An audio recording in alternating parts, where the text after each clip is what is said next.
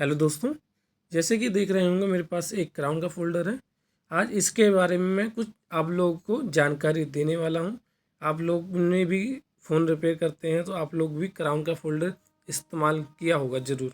तो आज इसके बारे में पूरी जानकारी देने वाला हूं, जैसे कि मैंने देखा है और यहाँ पे हमने क्राउन का जो फ़ोल्डर है वो लगाया हुआ है। और ये मेरे पास एक फ़ोन है जो कि रेडमी 12C मॉडल है इसका, और ये पूरा फ़ोन डैमेज हो चुका है। तो आज ये ध्यान से देखिए, और आज इस फ़ोन को पूरा रिपेयर करके आप लोगों को दिखाने वाले हैं। और दोस्तों, चैनल पे न्यू है तो प्लीज़ चैनल को सभी लोग सब्सक्राइब कर दीजिए और एक प्यारा सा कमेंट ज़रूर करिए। तो आज इस वीडियो में पूरी जानकारी इस वीडियो में देने वाला हूँ। फ़ोन को कैसे रिपेयर करते हैं शुरू। सबसे फ़ोन पहले खोल के आप लोग को दिखाते हैं। तो कैसे फ़ोन को खोलते हैं तो सभी लोग ध्यान से ज़रूर देखिए वीडियो को।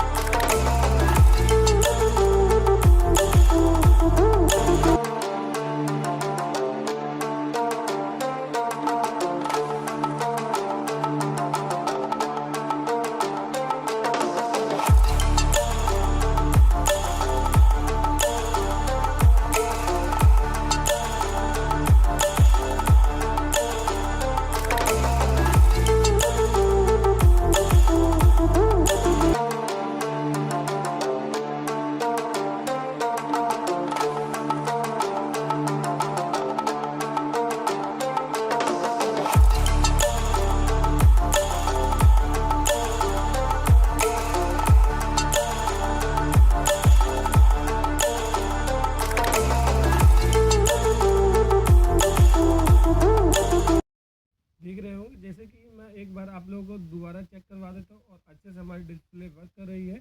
और ये नहीं है कि आप लोग अच्छे से हमारी डिस्प्ले अच्छे से नहीं चलती। और सभी लोग दोस्तों ज़रूर कमेंट करके बताइए वीडियो कैसी लगी।